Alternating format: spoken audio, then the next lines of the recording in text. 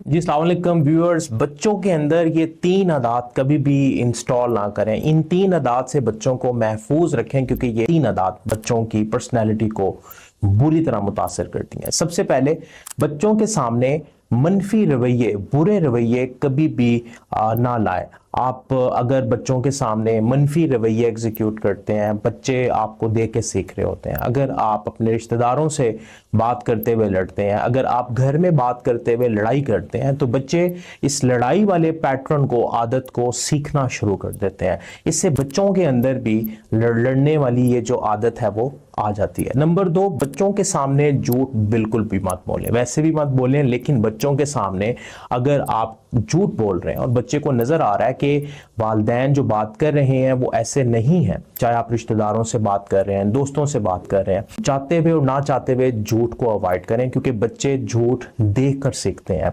अगर आपने बच्चों को झूठ से बचाना है तो बच्चों के सामने झूठ मत बोलें। और तीसरी चीज के जब भी आपसे गलती हो जाए तो गलती को माने, ना कि गलती पर डट जाए कि मैंने ये गलती नहीं की। इससे बच्चे भी ये चीज सीख लेते हैं कि हमने ये गलती नहीं की। तो गलती को मानना, उसको एक्सेप्ट करना, तस्लीम करना आपको एक बड़ा इंसान बनाती है। और जब बच्चे देखते हैं कि उनके वालिदैन से अगर कोई गलती होगी और वो उसको तस्लीम कर रहे हैं, एक्सेप्ट कर रहे हैं, तो ये अमल बच्चों के अंदर भी इस आदत को, इस पैटर्न को इंस्टॉल कर देता है। तो ये 3 आदत बच्चों के सामने परफॉर्म नहीं करनी। अगर ये 3 आदत बच्चों के अंदर आ गई तो बच्चों की पर्सनैलिटी बुरी तरह मुतासिर होगी।